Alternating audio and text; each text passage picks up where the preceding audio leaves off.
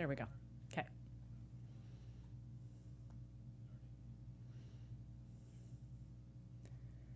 Coming up, Dana Delany joins Ileana in just a minute. Welcome to Popcorn Talk, featuring movie discussion, news, and interviews. Popcorn Talk. We talk movies. And now, it's the I Blame Dennis Hopper podcast, starring Ileana Douglas. Eavesdrop with Ileana as she interviews Hollywood's most prominent players about filmmaking, acting, and what really happens on the set of your favorite flicks and TV shows. That's right. Hi, everyone. I'm Ileana Douglas. Welcome to the I Blame Dennis Hopper podcast. I'm here with my lovely co-host, Tamara Berg. Hi. How you doing today? I'm good. I have missed you this week. Thank you. I missed you, too. I missed Truly. you and your snacks. We always... We always have snacks. We always have snacks. We combine. We're like George Costanza. We're instead of sex and food, it's movies and food. Yeah, My two favorite absolutely. things. Sometimes when I'm late here, it's because I'm busy making snacks. It happens. I know, me too. I feel such guilt. Last night I was like, I gotta make the peanut butter with the cup. You make delicious peanut butter. You Well, notice thank I you. took last week's extra and took it home with me. I I'm did not thrilled. leave it, so I'm thrilled. I I'm took it with thrilled. me. Yeah, I'm thrilled. absolutely. See, so for people out there, they should know that when they come on our show, we will feed you. Oh, and they're not ordinary snacks. No, No, not at all. Talking It's not like we. gluten-free, Yeah. Oh, yeah. Homemade, delicious. pretty, all sorts of fruit. Absolutely. It's great.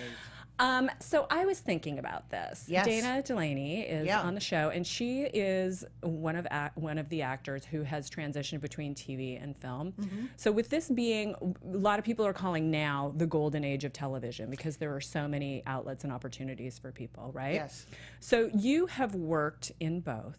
I have.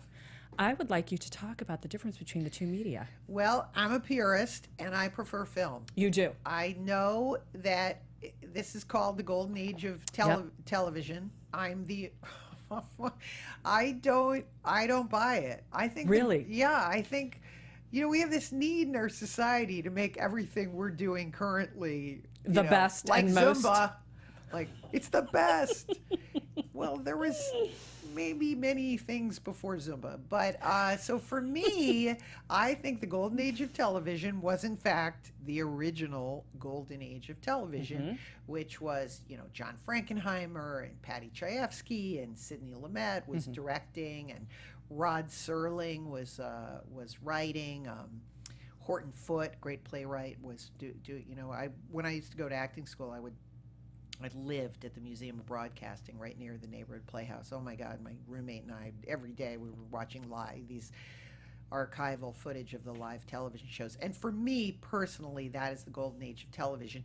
And what's interesting about that time period was that in terms of Hollywood, films were changing, and they Right.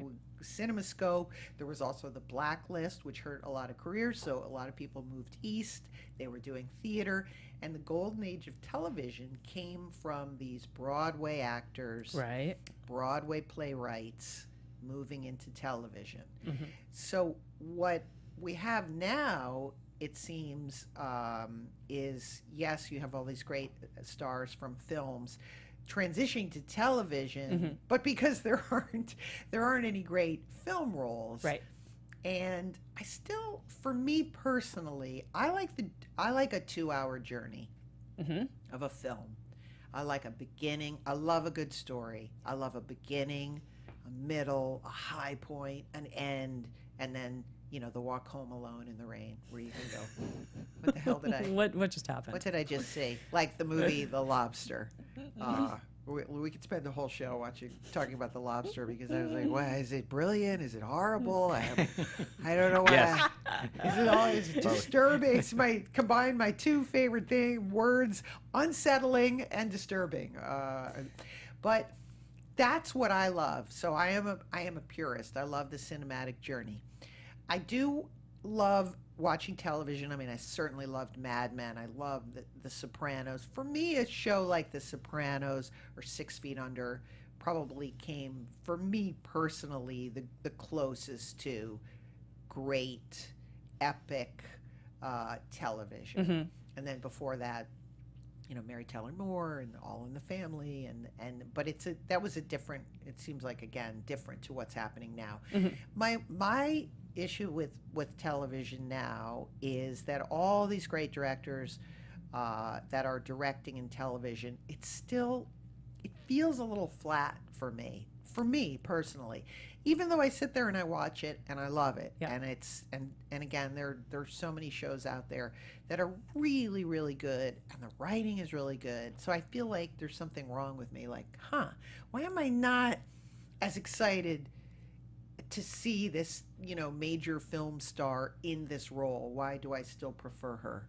John, May do you I have pose it? a theory? Yes, This sure. is Is it one of because- our producers, John. Yes. Is it because of the experience of actually going to a theater where you're in that huge room, the lights go down, and as opposed to TV when you're mostly at home and there's all kinds of other Yeah. things? Do you think it's partly that because of the context in which you see the film? I definitely think so. And again, I think that the aura of the star, the star turn, And because they're exactly. huge on the When you see them on the small screen, it's a little unsettling. I remember there was the show about Broadway, and it was going to be such a big deal because Angelica Houston was going to be in Smash. it. I Smash. covered AfterBuzz for that show.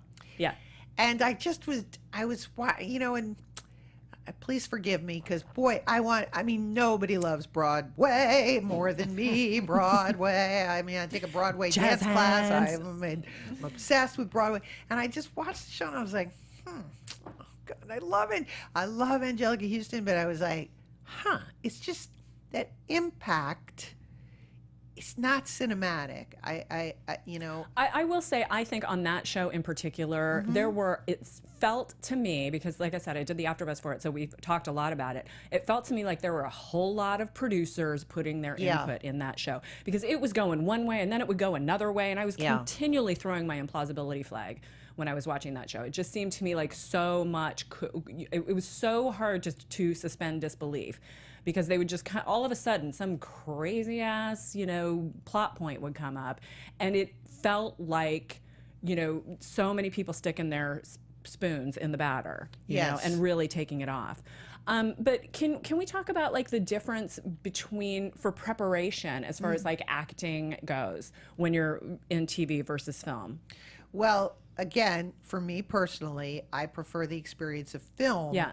Because you can measure your performance in a 2-hour sequence. It's like doing a Broadway play. Right. Okay, this is going to be the highlight, and I'm going to do this. And I just love the whole contemplative experience of driving to a film set, listening to music, talking to the director in the morning, what the scene is going to be about, where the scene lands in terms of the 2-hour structure. On TV, you don't get that at all. No, television is like, come on, we need to go. You're like, you're just a tiny cog in the wheel of a machine. Yeah. And it's very hard to feel, even when you're on a top show, as if you're an important part of the structure, unless you're the star of the show. Let me ask you this then, because that's when you're in a weekly. Yes. Because now that Netflix, all these other platforms are opening up, they're not confined to that weekly schedule necessarily. I mean, Because they all get released all at all once. at once, and they can't. I mean, obviously they have a schedule because they have productions and they have budgets and all that other stuff. But I don't. My experience of that is that they're not as confined. Would you think that would lend itself to being more similar to a film experience? Well, it just, again, it doesn't feel like there are those highs, that real high that you get from doing an incredible scene in a movie and everyone goes, oh my God, that was incredible. And, that's lunch or that's a wrap, And Let's go. there's just something glamorous about movie making. And when you drive on the lot of like a 20th Century Fox, and even if you've been asked to be, and I'm going to, it's funny, I'm going to go mid-sentence and suddenly disagree with myself. Perfect. When I felt that way was when I was doing Entourage. Boy, what a glamorous, you just drove up to the lot and you saw 80,000 trailers. Yeah. You're like, I'm an important show. Yeah. But that's the kid in me. I'm like, oh my God, I'm on Entourage. It is great. Felt very glamorous and fun. Jeremy Piven is incredible and created such a incredible character, and so it really felt fun to be a cog in the wheel in that show, and because then it's like you're playing with the Yankees, now the Cubs, where you're like, wow, let me hit a home run. Yeah. I really, when I was going to be on that show, I really, and again, Doug Ellen, who ran that show, kudos to him, because when I came on to do the show, you just pray, you go in there and like I said, you just want to give your all.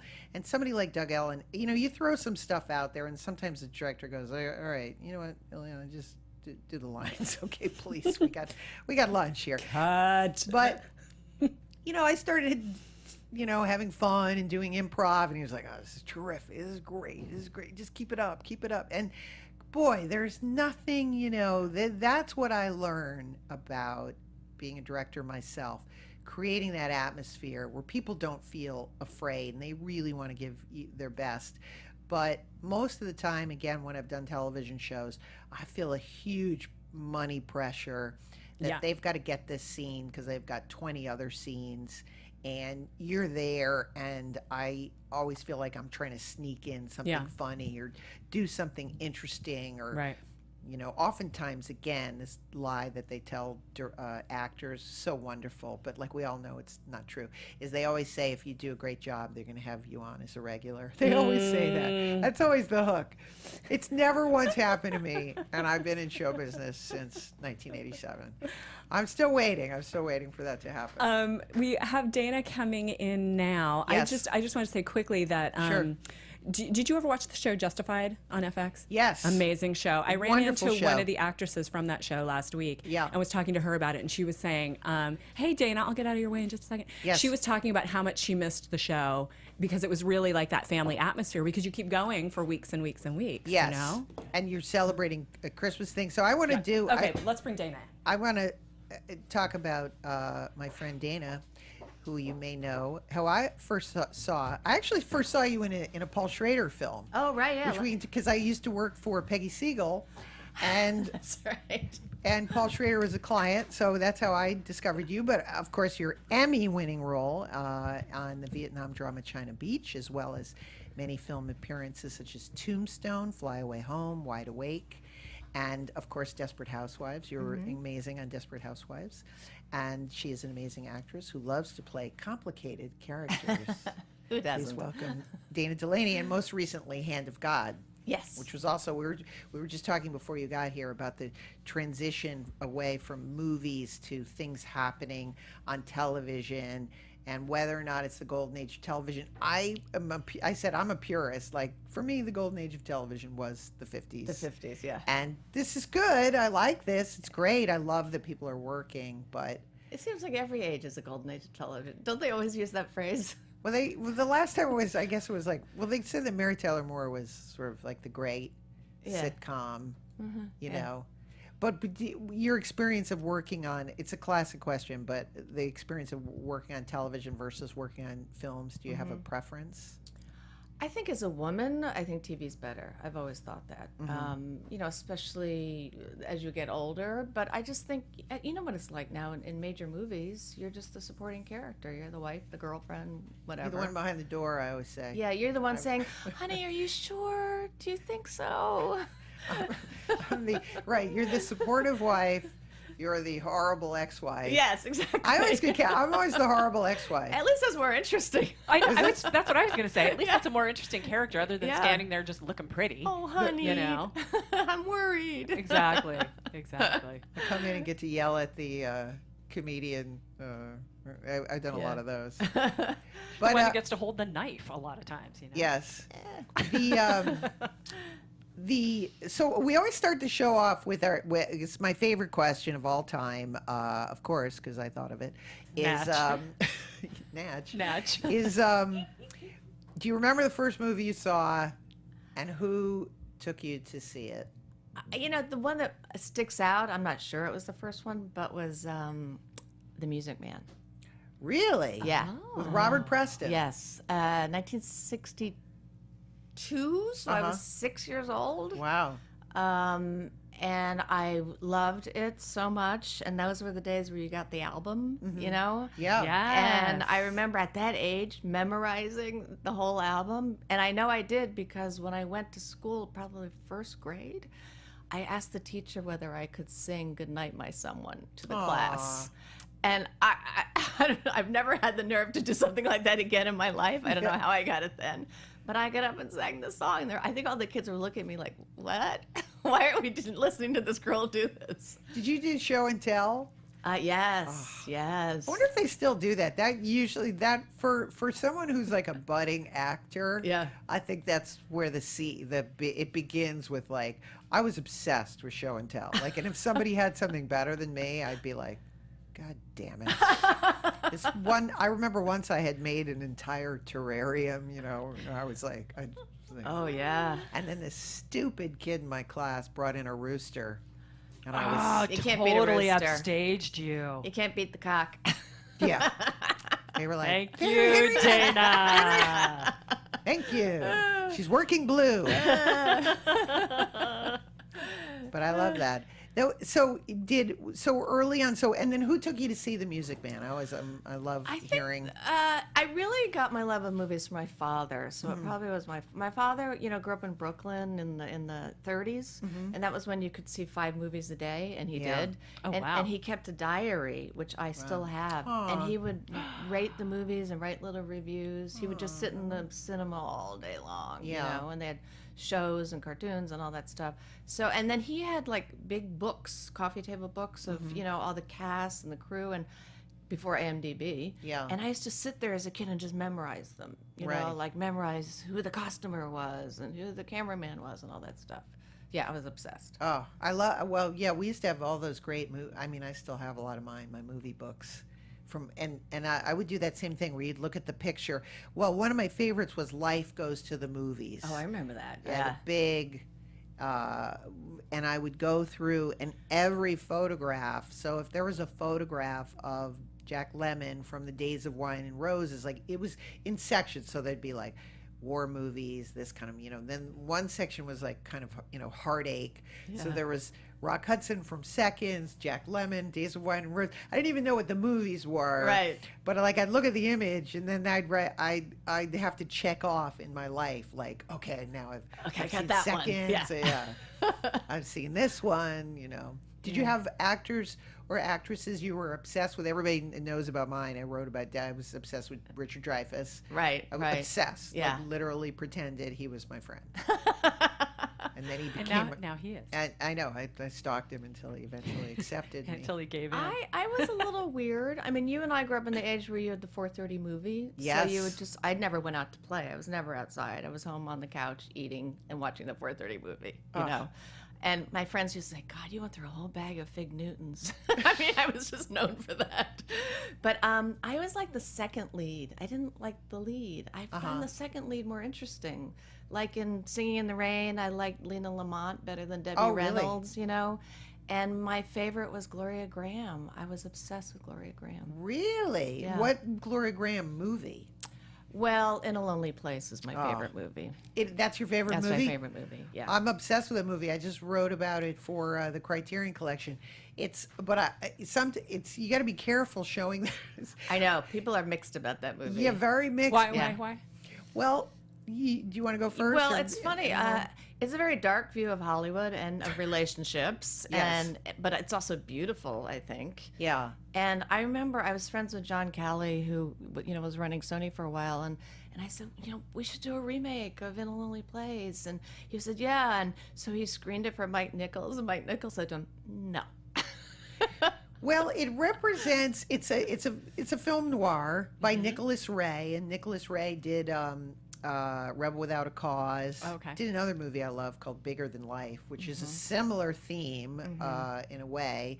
So Humphrey Bogart is this alcoholic writer, and he's supposed to read this book. He's supposed to have a meeting about turning this book into a screenplay, and he's known as a brawler. And on the night that he meets this girl who's a co-check girl, and he is gonna basically have her read him this book because he doesn't want to. He could care less. Doesn't want to read it.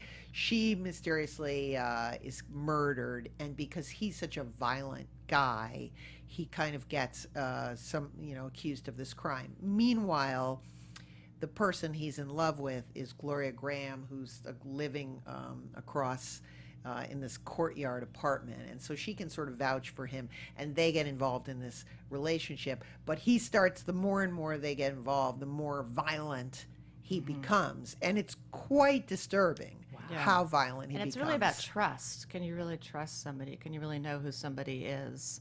And Nick Ray made it when his marriage to Gloria Graham was falling apart. Yes. Because in the original Dorothy Hughes book, he is guilty. Yes. It was one of the first books written about a serial killer. It's a really good book. Yeah. So in the original Dorothy Hughes movie, who wrote, I'm going to do another crossover. Have you ever seen a movie called Ride the Pink Horse, which is also by Dorothy? Never seen that. Oh my God, another incredible story. Dorothy P. Hughes, Ride the Pink Horse, did the movie. Robert Montgomery, and he directed it. He directed it? Yeah, one of my favorite. I put it on my Criterion top 10. Oh, I gotta look at that one. So In a Lonely Place, and because they have these interesting parallels about women and trust and how a woman can change her life. But it also sort of, again, weirdly represents a theory, an idea of like, he loves me so much that he beats me. You know, there is a little bit of an undercurrent in the movie that is like, this is supposed to be, he like slaps people around, and he's, and Nick Ray, who is the director, presents this guy as, that's the kind of guy you should be, a real man, drinks, roughs people up. When they don't agree with him, he punches them out, breaks their glasses, So it does have this kind of... and it's got this kind of... But he doesn't really mean it. He's sensitive underneath it all. And then... Isn't it amazing how those kind of attitudes just don't ever change in certain situations? No, and there's another, very weird undercurrent in the film with Gloria Graham, because the movie begins, and she has just moved into this courtyard apartment. I love that whole complex. It's so Hollywood. Yeah, it's so Hollywood. It's like, what's going on between everybody's apartment? But she has this, I guess, lesbian masseuse that comes over. And she keeps talking about her masseuse that comes over. She goes, yeah, she likes to beat me black and blue. And then there's a scene of Gloria Graham naked with her friend, I think her name is Martha, who's massaging her, and she goes, we ain't gonna get out of this one as easily as the last one. So you kind of get the impression that Gloria Graham goes from one man after another, who, and she chooses badly. It kind of beats her. We ain't gonna get out of this one as easy as the last one, And it's like, ooh, geez, what do Martha and Gloria have going, But it's that dark. But it's all so romantic. The final line, is so famous. Yes, the one, I died when I... Yeah, I was born when I met her. I lived while she loved me, and I died when she left. Yes. Something like that. I was born when she kissed me. Yeah. And but it, for certain, and I wrote about this. Certain movies I've done, and people would ask for a recommendation, and I would have a leading man. I'd be like, you need to see In a Lonely Place. And sometimes with good results, and sometimes why would you send me that movie? Why would you want me to? You think I beat my women? Well, this says something about me. I think it's highly romantic. It is. It's incredible. And again, Nick Ray. Right, we know something about Dana now. And because of... But what's interesting about In a Lonely Place, which is what I wrote about in the Criterion piece, is that in the next film he did, so he and Gloria Graham break up, but then he did another film, Bigger Than Life, with James Mason, in which James Mason also tries to kill his wife. Yes. And again, in that film, it's this whole kind of, destruction of the American family. She's like the perfect wife, and he's got this beautiful son. And again, there's this sort of pivotal scene where he goes insane, and he's trying to kill his own son, sort of kill the American family. So I don't know, Nick Ray had definitely issues. interesting ideas about masculinity, but I think Right. Humphrey Bogart Yeah. did, and again, the real life Humphrey Bogart in his marriage to Bacall? no, it's Mayo. Yeah. Yeah. They were called like the battling Bogarts, Right. you know. So again, he had been, you know, they frequently were like brawling, drinking, and you know, this seems to be like a somewhat of an honorable thing. But it's a He got kicked out of the high school I went to. he did. Yes. And where was now? Did you grew up here or In Connecticut, like you. He was Humphrey Bogart. No, he went to boarding school in Andover and he got kicked out. Ah. And the rumor is, it's never been verified, that he tied a teacher to a chair and threw him in the lake. Wow, Wow. So who knows? tough guy. Yeah, he's in high school. Now did you like did you like going to private schools? I always loved private school movies. Oh, yeah. Yeah. And books for me. I would Well, always read those. that is exactly why I went. I only went for my senior year, but my parents were splitting up. It was my junior year, and I was in Virginia. We'd moved from Connecticut to Virginia, and I had gone to public school in Connecticut, but the public schools were so much more advanced than the private schools in Virginia then, Really? that I was repeating stuff, and I reread a separate piece, which is at boarding school, and I Yeah. fell in love with the idea of boarding school. So without my parents knowing it, I applied to Andover and Exeter, because Exeter was in the book, and I got in, and I didn't even know it was the first year they took girls. It was all just chance, the whole thing. And That's I went to my amazing. father and I said, "Can I go?" He went, "Okay." You little weirdo. Wow. And it kind of Well, changed so my life. I was loved it? it. Was it as romantic and? It was exactly amazing? what I wanted it to be. Was it? Oh, isn't that fabulous? Yeah, it really was. It was great. And did they have an acting program? Yeah, I did. Jimmy Spader was there when I was there. Oh my He goodness. was years behind me. Yeah, I was in South Pacific. I was Nellie Forbush. Wow. But it was just, it was a high school. I know, but still, that's sort of, I always remember the people that did, there was like the people that did really well in high school and in acting school, and I was never part of that. Well, I was never- always like, I'm going to start my own avant-garde theater company. We don't need you. Yeah, but I read your book. I mean, you had chutzpah. I never had the chutzpah you had. You Really? Yes, you just went after it. I was impressed. You can't think of, well, I was reading about, again, you auditioned for China Beach and you didn't get it, and then you went back and Well, no, re-auditioned. you know what? Like, isn't that No, that's a whole. that's It's not a myth? That's a myth. That's a that myth? whole thing. Ooh, set us Set straight. it straight. Yeah, I don't know why people. I don't know who started that one. No, what happened was, and it was totally genuine because I'm not clever enough to think of this. I wanted this role so badly because it was an unusual role for a woman. I Yeah. mean, It was amazing. when I read the script, I thought this is Clint Eastwood. And that's who I imagined in my head, Clint Eastwood. So I was trying to stay in my head as Clint Eastwood, and I'm waiting in the outside room to go in and meet with the producer, and I'm sitting there for like 45 minutes, and he comes out, looks at me, and finally he says, "Are you Dana Delany?" I went, "Yeah." He goes, "Come here," and I go into his room. He goes, "You're a day early." I said, "What?" He goes, "You're a day early." I said, "Okay, so you have to come back tomorrow." Oh, wow. And I said, "Okay." And I was so psyched. I was ready to read, Sure. So I came back the next day and auditioned again, and then they made me audition a billion times after that. Oh, But he, I think, thought I did it on purpose to like get an upper you're doing like a hand on Sean it. Young. Yeah, exactly. So do you think it worked in your favor or not?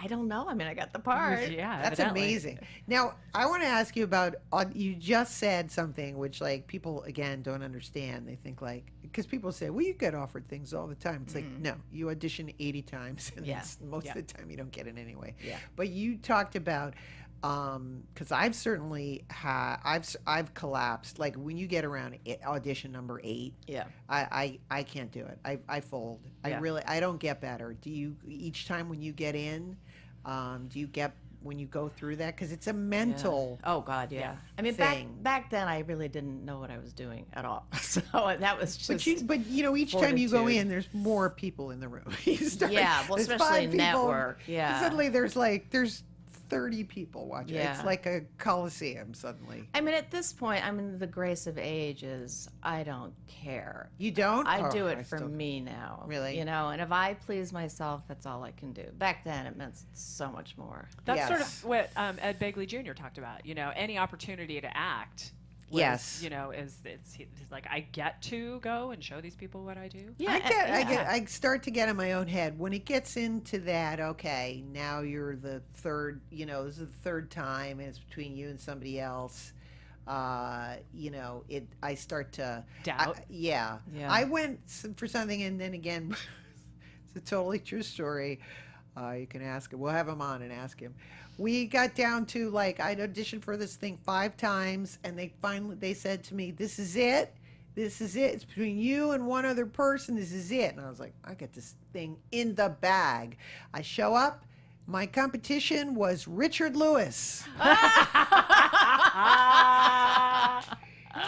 were both auditioning for the same part, and he said, "Let me ask you, did your agent say it's between you? It's just a matter?" And I said, "Yeah, absolutely." Oh, that's hilarious. Had it in the bag. I have it in the bag. So it's me getting it. And neither one of us got the part. Oh! And a couple days later, he called me and he told me that Wayne Knight got the part. Well, that's a whole nother way to go. Wayne Knight, yeah. So neither one of us, me, Richard Lewis, Wayne Knight gets the part, and that's show business. So that's what these days again, like you never know. But I start to freak out once it gets to the 20 people in the room. Yeah, it's a head trip. It really is. That's where meditation and yoga comes in. Really? Mm-hmm. I always walk in and I try to make them laugh, which is probably the worst, stupidest thing. No, I don't think that's bad at all. Really? Yeah. And especially if it alleviates Do you have any your techniques? I'm always telling people about my techniques for auditioning. Really? I don't. God. I'm obsessed. You know what? Way back in the day, do you remember something called the Lort auditions? Yeah. Oh, yeah. Okay, Oh, so yeah. way LS. back in the day, back in the 80s, I'd just gotten out of acting school, and I had done a play with the Actors Theater of Louisville. And I was in New York, and they asked me to represent the Actors Theater of Louisville for something called the Lort auditions at Actors Equity. And it's like every, theater company on the Eastern Seaboard comes. It's terrifying. And for 3 days, we saw literally you see 150 people. So you were on the together. other side. Yeah. And it changed my What year was that? Maybe life. I auditioned for you. I'm going to guess, because I had just gotten out of acting school, I'm going to guess it would have been 1986. Okay, no, I did it earlier. I was horrible. I was terrible at that. Here's what I learned. So wait, so the process monologues. is you're going through You sit there, so I'm representing the Actors Theater of Louisville quite seriously. Okay. Again, I'm there and I'm have to look for people that would be qualified to go audition for their plays, along with, say, 15 other people that are representing the different theaters. And we saw, and I'm not kidding you, 150 auditions a day for 3 days. And what I learned out of that was, out of the hundreds and hundreds of people I saw, literally maybe 20 people were good. And you just knew. And so you were saying it was brutal, Dana. Why is that? Well, you're so young at that point. You're Yeah. right out of school. And you have to do a serious classic monologue, and Classic then monologue. contemporary, right? Yeah. Modern, yeah. And monologues are hard. Not everybody's good at those. I know. And we had people that came in and drank a beer. We had girls that came in and did a Sharon Stone, and I saw it all. We had one actor, bless his heart, I have you catalog things in your mind. You're like, one day I will be able to put this in a movie. But one day, an older gentleman, bless his heart, literally, because the clock is ticking. You've got 3 minutes or whatever to do this thing, and then a buzzer goes off, and you go, thank you, and then they leave. this gentleman came in with a phone, because we didn't have cell phones, obviously. He came in with a phone and literally was like going to do his monologue on the phone and had the cord like wrapped around. So he was unwrapping and unwrapping and unwrapping. And then so he got the wire done, and then it was like unwrapping and unwrapping and unwrapping. Literally like got the phone up and was like, hello. Oh, it's like a game show. And he literally like looked at us pitifully. He goes, thank you very much, as if he had done the monologue. Thank you very much. And I just saw like on people like the fear, they just didn't want to be there. It changed my life about auditioning, about how you should represent yourself. It's a horrible process, and nobody's come up with anything better. It is. Right. And I'm not good at it either. I mean, I wish, because it's not really acting. That's not what acting is. No. I think it's, but I do think it's the ability to change direction in the room. Like I know when I did, I get this call, it was the very last 10 episodes of Seinfeld. I was like, oh my God, insane. Right. What? So they were like, oh, you gotta go in right away. And they gave me a scene, and they said, this isn't even gonna be the scene. They're just giving you the scene and to see what you're gonna do. And I just was like, I'm gonna make Jerry Seinfeld laugh. That's all I'm gonna do. And I did. And everybody laughed, and he goes, all right, that was totally not what the scene is about. He goes, but let's do it again now and do the right thing. And I did. And I think that ability to change and make them laugh, but then also have the ability to follow direction. Right. But I try to do stuff like that. And it's risky. Maybe it's risky. Yeah, but that's a way of making it yours. Yeah. You kind of had the conversation then. Have you ever have you ever had that? I mean, I feel like I'm the only one. This is like so confessional. I've had the experience. I've told this story a lot because it's a true story where I had my agent go, they're either going to go black or they're going to go Ileana Douglas. And I'm like, I don't know how I can audition for that, but thank you. They're either going to go, it's my favorite audition story. They're either going to go black. I don't know who it's more offending. Is it right to the African American community or to me? But I came in and I remember like sitting there with the two other African American girls, and I was like, I know I'm not black, by the way. And like they did not think it was funny. Like I was like, watch out, I make it my own. I'm just going to try to have fun with this, but I just try to have fun, and oftentimes people are like not having it. Well, it's all you can do is have fun. Yeah, I think in the end, because it should be fun. So I want to talk a little bit about your experience because you've worked with so many great directors, Paul Schrader. I mean, what was your experience? I found Paul Schrader. I worked for Paul Schrader as a film publicist. Was this when you were in the Brill Building? Yes. Yeah. So Paul Schrader this was in the Brill Building, and I worked for the great film publicist, Peggy Siegel. Quick side note, good stories in your book. Yes, very good stories. Thank you. Well, she was amazing. Recently out in paperback, people. Yes, on Amazon. I'm going to see Peggy on Saturday, actually. What? Yeah. Is this for the Warren Beatty? No, some other event she's doing. Peggy is she's the beer +1. See if you can go. The best thing I ever did was to work for Peggy Siegel, because I get invited to all the great parties, which was my whole goal when I worked for Peggy Siegel. That's what my roommate. That's all I did. I was like, I get to invite Walter Cronkite to a party. Like it's the easiest job in the world. But Paul Schrader, we worked with Paul Schrader among many other people. But boy, did I find he was very intimidating. He was one of the most intimidating people I ever came across. He'd just come in like, he'd get his Peggy around, and I'd be like, no, Paul, I was watching. Yeah, whatever. He's just like, what? Like, you're nobody. You're not interesting. You're not smart. No. Oh, totally. Amy, you worked with him on? Totally. 2 movies. I did Patty Hearst and Light Sleeper. Oh, okay. Yeah. And did he intimidate you? Oh, at first, yeah. I mean, he's not a people person. He's not comfortable. To say the people. least. Yeah. But, yeah, I mean, he's super smart. Yeah.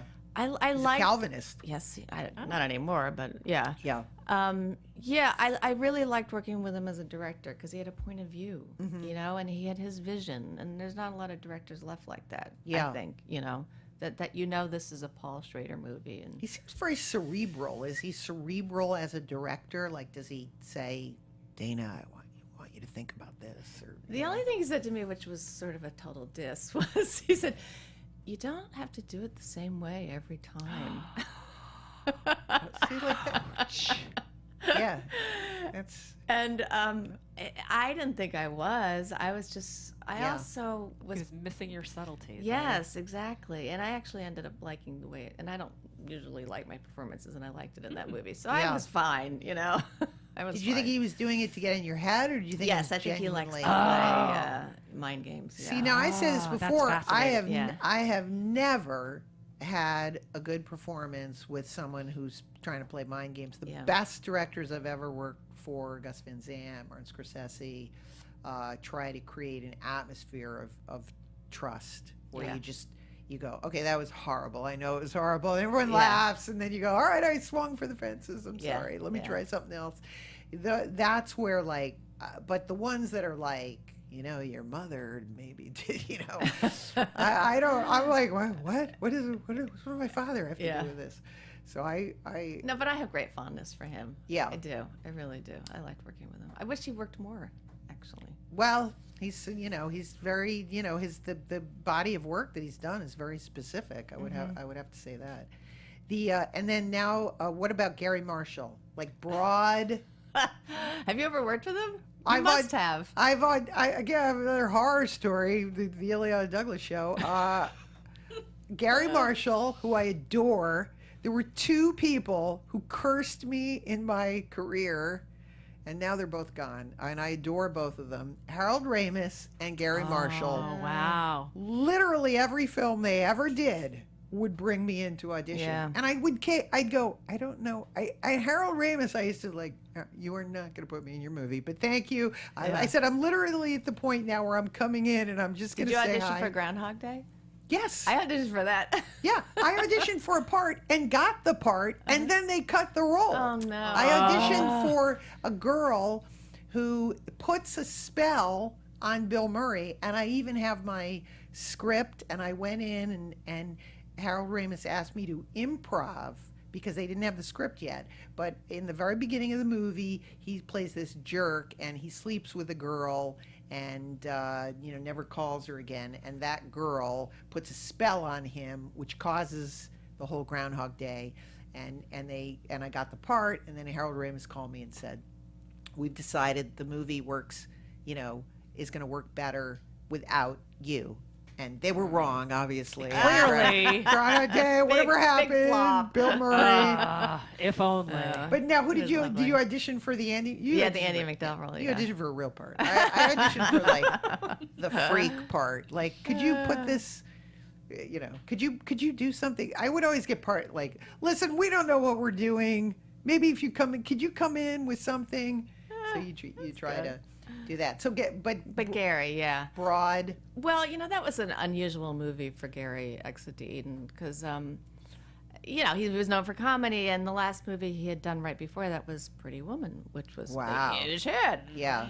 And, the script never quite worked. It was always my side, which was the erotic drama side, and then there was the comedy side. And the Anne Rice book was all erotic drama, and it's actually really good. It's kind of like a book about how women think they're being empowered by being in control, but they're really not, and they need to let go of control. Right. And there was a good message in that, know. And it kind of got lost in the sauce. Yeah. But the only thing, and I adored Gary. He's always eating tuna fish. Always had food out of his mouth, and he's famous for that. And he always has his friends around laughing. But the only thing he said to me was, "You don't have to be funny. Just be real. I don't need you to be funny. They're going to be funny. You just be real." And I was like, really? I could be funny? He goes, no, I just want you to be real. I said, okay, fine. So I was not that part of the movie. Not the funny part. Yeah. And It was what like about two separate movies. You also worked with Paul Mazursky. Yes, I adored him. Love.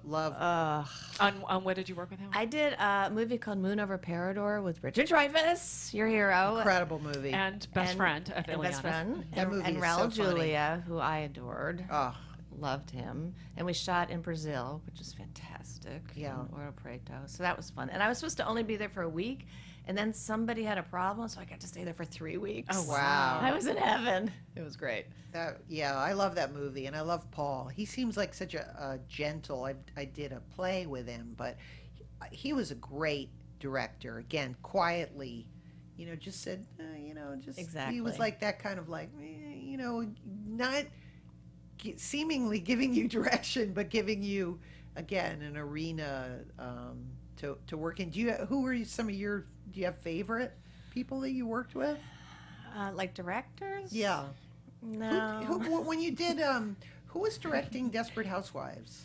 By the time I got on the show, there was really 3 directors that they used over and over again, which I prefer. I personally cannot stand the TV system of having a new director every week because you end up being hostess to this director and worrying about them instead of your own performance, and they don't really know the show and sometimes they're off. I've often wondered about that because you know, as an audience member, you do see there's a different director all the time, and I've always wondered, there has to be a certain level of knowledge that they do or don't have, and what happens when they don't have it. I think it should be 2 directors. That's it, and just alternate. I really believe that. Well, it certainly sets a tone, again for what the show is like. Was the show really a reflection of the showrunner, of Mark Cherry? Yeah, very much so. Yeah. So would he always be on set, or again, is it a tone is set? No, by the time I got on, which is I think the 4th season, they had gone through some issues that they worked out, and I think the 2nd season everybody agreed they kind of lost their way a little bit. So by the time I got on, Mark really cares about the comedy. That's what he cares about the most, and it's very specific comedy. And so he would be driven in a golf cart up to the set for every rehearsal. He'd be there for the rehearsal, and he'd go, now, this is what this is, this is what this is, this is what this is. Be done. Everybody got it. And then he'd leave. And then he'd come back for the next scene for the rehearsal. So he was definitely hands-on. And Mark Cherry was, he worked on the Golden Girls, right? Yeah. So did he have any good, did he want it to be like what was the tone of the comedy when you said like he had a very specific idea of the comedy? I mean, the Golden Girls is sort of broad. Yeah, it was. He wanted it was broad? very classic setup joke kind of thing. He wanted to make sure. And you never moved on the joke, which is classic. That's so funny. Yeah. That is classic. Classic. Yeah. That's classic. Yeah. That's hard to do though. Yeah, it's hard. Yeah. That's so, oh God, I love, that's very funny, Mark Cherry. Now, this is a show about Dennis Hopper, and you're the only person I know who went on a date. I'm so jealous of you. I'm sorry. Dish, we played want to He know. played my love interest in a movie, but I didn't get to make out with him. You didn't. But it would have been like making out with my father. So he played my father figure type lover in the movie. That's so But funny. so you wanted to date, and how did this come about? Jesus, I want your life. Your life is pretty great too, Eliana. Yeah, stalking Richard Dreyfuss. Your life is like, yeah, Dana's awesome. Fix you up with her. I was friends with Brian Hamill. Do you know Brian Hamill? Yes. Yeah. Oh, a photographer? Yes, set photographer. Yes. Yeah. Many And- famous films. Yes, Worked he with did Woody all Allen. of Woody Allen's movies. Yes. And I just moved to LA, and he said, you should meet my friend Dennis. And I was like, and I think Blue Velvet had just come out. Oh, good And gracious. I was terrified. Yeah. Yes, I would properly be. so. But, I knew him from Rebel Without a Cause and, Yeah. all those great movies and Giant, Yes. which we saw. So Yes. I'm not going to pass that up. And he had just moved into that Frank Gehry house that he lived in Venice, which I also was a Frank Gehry fan, so I wanted to see the house. Yes. So I said, okay. So I met him at his house, and I was terrified. I was like a schoolgirl. Yeah. Yeah. He's like a big movie terrified. star. Yeah. And his daughter was there, Marin, who I think was my age, which was also little That's great. strange, yeah. Extra layer of interesting. And then we went to West Beach Cafe, which is where everybody went back then. And Wow. we So sat who's in like, the booth. give us who's at some of the other tables? I love stuff like this. Oh, back then it was all, that was when all the artists went there. Like Edward Shea was hanging out there. Unbelievable. Billy Al Bankston, that was the art scene. Yeah. But anyway, I remember I think he's shy. I don't know. Yeah. I think he's shy, and I'm shy, and it was kind of painful. Yeah. So I just kept asking him questions about old movies. Like I wanted to know about Gloria Graham, and I wanted to know about her marriage to Nick Ray, and I wanted to know if it was true about her stepson and all that. And I don't know if you know the story, but she ended up marrying her stepson. Oh. It's crazy, yeah. Yes, so he validated all of Right. that. Wow. He now he also didn't he have an affair with Elizabeth Taylor and Natalie Wood? I knew about Natalie Wood. I didn't know about Elizabeth Taylor. Wait, so did you go on just one date with him? That was it. That was it. Oh, no love Just connection, one as Chuck Woolery date. would say. Yeah, I think, and we went back to his place, and he made a suggestion of romance, but I was like, I gotta go. He made a suggestion, and then he took out this mask. Exactly. That would be. He's got really red. Did you learn anything about him like at dinner that sort of surprised you? Because I mean that's the challenge. How do you date a movie star? Yeah. How do you even become friends? Yeah. I mean. Yeah. Well, I mean, the thing that you realize is he is as shy as I. He was very shy and awkward. I think people like that need somebody, more like you. I think who's willing to get them out of their shell and but sometimes like you can risk like them like I've definitely had that where I've crossed the line where you're kidding around. When I worked with Buck Henry, he was like, first he was like all excited, I was like, so Buck, when you did Catch 22, and like by the third day I would see him with his lunch tray going, hi Ileana, don't leave me alone, But I will say that years later, I briefly had an assistant, which I don't have assistants anymore. But you know that phase in your career, like I need an assistant, where she saw him at something, and he knew somehow he knew that she was my assistant. He said to her, "What's up with Dana and that exit to Eden?" Really? It was like this whole side of me he didn't know. Whoa. He was like, if I'd known then. Right? See, it was so, I don't know. Yeah, to me, it's so interesting. God, I'd kill to go on a date with Dennis Hopper. Another one, too late. Yeah. Too late. I know all the people. Well, I turned down my big, you don't have to name names unless you really want to, but my big show business regret is not having sex with Marlon Brando. That's my, not that I, but I suspect, and all my other friends. Oh, I think so. Yeah, I suspect too. So I got the invitation. I think so. Yeah. Got the invitation. Go to his house, and I said no, and that's my big show business regret. Did you have any show business regrets like that? If they're gone, maybe it was Dennis Hopper. No. He's scarred for life. They have penicillin too. I mean, no. You mean like where you had a chance and you didn't go Yeah, for was there it? people? Whoa, set romances? Do you ever do set? I am against them, but how do you feel? I used to. I don't believe in them anymore. They're a menace. Yeah, they do. I had one relationship work out. One that was good. That from a set romance. Yeah. Wasn't like the movie is. Again, deep regrets of I've had the opportunity and I just didn't do it. I was too much of a purist. I didn't want to ruin the movie. Yeah. I tended to have affairs with the camera assistant. Interesting. Oh, so you were one of those. Because or the focus puller, because they're just watching you so intently.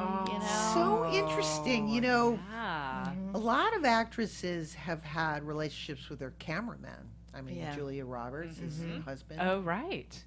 But I've seen, so you see the two. I remember being on a movie, and I was once again on the outside looking in through the fog. But yeah, the DP was totally in love with my co-star, and lighting her beautiful. And I kept trying to get him to look. He could care less about me. Well, I think DPs are fascinating because it's the left brain, right brain thing. You have to have both to be a cinematographer, and I find that fascinating. Yes. You have to be an artist, but also understand the mechanics. Yes. And I think that's a really smart person. Yes. I always went for the director. That was my, Aim high. I wasn't as interested. I love actors. I love them, but they're a little bit just too much in love with themselves. And the director, I felt like I became like, they would have somebody at his shoulder to cry on or something. So I always kind of enjoyed that, being in that position. Yeah. So we just did our show. Let's talk a little bit about trailblazing women in film for TCM. That's how we met doing the show. It just ended. It was it's such an honor every year to do. You got some great people on. Oh my God. I mean, Jane Fonda. What a thrill for you. Bette Midler, Dana Delany. Well, to talk to people. My mom was so excited. Well, I always everything for me is really about my mom. She's like, "Did you tell Dana that we're from Connecticut?" The first thing I did. Did you Mom. tell her we discussed drive-in movies? Yes. That's all she wants to. She said, every time I talk to her, I go, "I'm seeing Dana today." Did you tell her that we go to Beach Donuts down in Clinton and their picture is there? I got to tell you this, speaking of your family, I just watched a movie with your grandfather that I'd never seen, Third Finger Left Hand. Yes. With Myrna Loy. Yeah.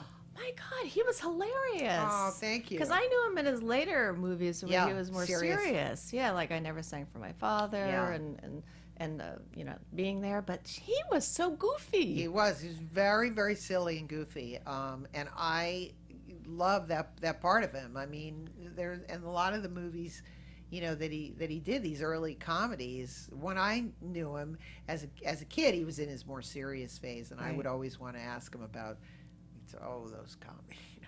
He sort of scoffed at them. But he was good. He was amazing. He was so loose. I know. Very modern. Very very kind of modern. He had an amazing life. Just in terms of his career, he was born in Georgia. And then he was in something called the Jesse Bonestell Players. He was with Ralph Bellamy and Gail Sondergaard. Oh my God! So they traveled around. They did, I love Ralph Bellamy. Imagine like little tent shows and just like the back ends of show business. And then made it to Broadway and discovered by Gloria Swanson and brought to Hollywood. And just an amazing career, but very funny, very literate. Yeah. And I love those. Those comedies. And he was like Myrna Loy's, besides William Powell, a favorite leading man. Yeah, and I talked about this experience with Jane Fonda, which was surreal. I was like, can you imagine being a kid like Myrna Loy's because they lived right near each other, as did Paulette Goddard, as did Senia Hasso. They had done a play together called The Waltz of the Toreadors. But I would sit there at the dinner table with these amazing women, and I just would think it was so what was Myrna Loy like? Oh, they would talk politics. Yeah. That was always, it was very kind of serious. They never talked about movies, and I would sit there and be like, oh God, I want to ask about Mr. Blandings, or, and it was always about the current president and political situation. Well, that's great. I'm happy to hear that. But it was amazing. She was very sweet, and I remember too, after my father had passed away, that she was incredibly nice, wrote me a wonderful letter, as did Ralph Bellamy. And I thought that was really, every once in a while, I was like, okay, I feel like sometimes I should bring in some of my memorabilia just to show people. You should. Well, because I had a friend over, and I have this. And we won't sell any in the garage sale. In the celebrity garage sale, which is my next idea. To come. But I would bring. I showed. I was like, look at this letter from Myrna Loy. People like, oh my God! Right. I know the. Speaking of Ralph Bellamy, I got to tell you, when I did House Sitter with Frank Oz, who's a director I loved working with. Yes. Loved him. I was cast as Steve Martin's, not the girl that ends up with him, and I said to him, "It's the Ralph Bellamy role." And he said, "You are right. It's the Ralph Bellamy role." So he called me Ralph through the whole movie. Oh, that was my that's name. Great. I said, "It's Ralph Bellamy and His Girl Friday. That's the role." He goes, "Yeah." He never got the girl. Never got the girl. Ralph Bellamy. No. But when we did the show, I don't know if you got to see any of it, but if you had any sort of, I thought that it was hard to pick out favorites, but I think the discussion that I had with Lee Grant about the blacklist, it just blew my mind. You know, the idea that I don't know, that this could still sort of happen. You know, that people that women were blacklisted because their husbands were communists. Right. Right. And that whole idea of that, and Just the association. Right. and just the struggle of, we talked about this actress named Dorothy Comingore, who I had no idea of her story, that she was in the movie Citizen Kane, and She was the wife, right? yeah, Yeah. and, Or the mistress. The mistress. yeah. Yeah. Susan Kane, and that Hearst so despised her performance that he decided to ruin her career, and went even as far as to like set up a phony thing. She got arrested for prostitution. I mean, just crazy stuff. And then I'm sure Hedda Hopper helped him with all of oh that. yeah. So literally, like, again, just, you know, put her in her place and ruined her career, and just that idea of, you know, for actresses, again, just this idea that sometimes it still feels like it still goes on. I know, Definitely. it still feels like you're 1 inch away from, like, geez, don't be Dorothy Comingore here, don't Yeah, no, it still goes on. you know? Yeah. And I mean, we always think about things getting better, but I mean, and they're saying that things getting better, but it's like, it doesn't really feel like that much better. It still feels like sexism is sort of rampant, Yeah, alive and well. and also, you know, the whole discussion that's being held now because of Trump is, you know, sexual harassment. Yeah. I mean, I'm sure you've dealt with that. I've dealt with that in our business. I call it being an actress. Yeah. I was like, I call it being a human, being Yeah, a woman. Yeah. Yeah. Yeah. And I mean, I'm glad seriously. that's Yeah. coming out again, you know? I mean, Rose McGowan made that really firm statement about that. absolutely. I Yeah. know. I was and it'll be interesting again with someone like Rose McGowan. It feels so awful as a woman to go, wow, I really admire her. Oh, geez, Yeah. I would never do that. It's never Right. going to work again. Right. Because I think we've all had that experience where, like, yeah, that's happened to me 5 or 6 Right. times. No, And I've, if I ever I've said actually anything, had I'd never a work director again. say to me, "You will never work in this town." I mean, he actually used that, and I was all of 24, and I thought, my career's over already? Yeah. Wow. Well, it's that, you know, that fear, and unless you can express to people like what it feels like when somebody says that, well, she never said anything, she never spoke up. It's like, who would believe you? Of know? course. I Of mean, course. no, you know, one of these days, I have an actress friend who has a very, very famous person she did a movie with, and she had this experience, and she's like, we should all like name all these people, not to hurt them, but just to say like he did this to me. I was like, yeah, that ought to go over really well. Right. Like, you know, it just, you can't, you still, it's so taboo that you can't. Yeah. I don't think you can talk about it. Yeah. Even the people who do it, I don't want to. I see them. My mom sees them. She goes, every time I see him on television. Because you've told your mom. Oh yeah. Oh. Yeah. Every time I see him, you Yeah. know. But it's like, yeah, what are you gonna do? We're in the guy's way. He's got married. He's got Yeah. kids, and you feel a certain responsibility of like, I'm here. I survived. But then the other part of you is really angry, Yes. and really rageful, and how much that sort of was an upsetting experience. And why do you feel as a woman? This is I always I approach this a lot in my work, the self-victimization that Exactly. women. That's the worst thing. And I What do we a to lot of that. I'm ourselves. like, I Yeah. probably deserved it. I probably did something that, Right. why do I want to hurt him? Yeah, why did I put myself in that position? Yeah. And, Oh God, we got to stop talking about it. we're going to end on a more positive note. yeah. What are some of the things, you were just in the show, which I loved, called Hand of God. And, but what are you working on these days? I have a movie coming out called, it's actually funny how I got this job. It's called Literally Right Before Aaron, which is a handful. And Ryan Eggold wrote and directed it, who stars on The Blacklist with James Spader. Yes. And I met him. This is fantastic. I did Hollywood Game Night. Did you ever watch Oh that? yeah, With sure. Jane Lynch? Jane Lynch. Sure. So Ryan, me, and Leah Thompson were a team. Wow. And we Fun. were a good team, and our guy that we were playing for was so good and so smart, and the other team was bad, and they won, and I'm still pissed about it, because we should have won. And I felt bad for the guy, because we Yeah. were playing for You him. were playing for, yeah. Yeah. But anyway, out of the blue, I get this call from my agent saying, Ryan Eggold wants you to be in his movie. I'm like, what? He goes, yeah. And I said, well, what is it? He wrote the script, and there's a part, it's just one scene, but, and I said, oh, and when Leah Thompson's in it, I went, oh, he's putting the band back together. Oh, that's great. So I play I say her name wrong. Kobe Smulders. I keep wanting to say Colby. Kobe Smulders' mother, and Leah Thompson plays Justin Long's mother. All righty. And when does this movie? I think next year. Did you ever sometime. play like a Southerner? I have played Southerners. Yeah. Mm-hmm. Could see you doing like.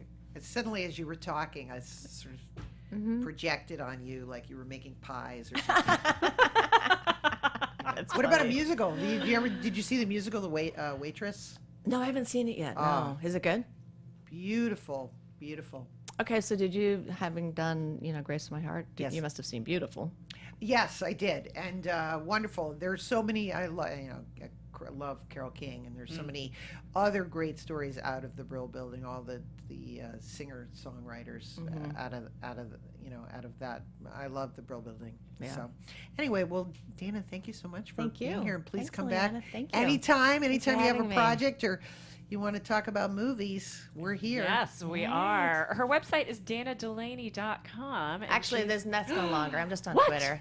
You just on Twitter? I'm just on Twitter. Straight Just that. simpler. She's just on Twitter at Dana Delaney. Thank you so much, Dana, Thank you. for being with us. You can buy Ileana's book, I Blame Thank Dennis Hopper. And definitely, it's a now- good read. Buy it. It buy is. Oh, It's thank so good. It's now out on paperback. And also look at our page on Facebook. Check out our website, ileanaspodcast.com. Absolutely. And if you want us to start doing Celebrity Garage Sale, let me know because I'll start bringing in things We're going to be talking from about my that. I'm closet, telling you. props from movies. We'll start selling them for charity. Yep, we're if gonna people do it. are interested, I might have a little, few trinkets from Goodfellas. Oh. Just saying. Dangle that So out there. I am going to say, as we always do, everyone's life is a movie with a beginning, a middle, and an end, and this is our end. Thanks. Thank you. Have a good day. See you next time. Yay. Menounos, Kevin Undergaro, Phil Svitek, Christian Harloff, and the entire Popcorn Talk Network. We would like to thank you for tuning in. For questions or comments, be sure to visit popcorntalk.com. I'm Sir Richard Wentworth, and this has been a presentation of the Popcorn Talk Network. The views expressed herein are those of the hosts only and do not necessarily reflect the views of its owners or principals. From producers Maria Menounos.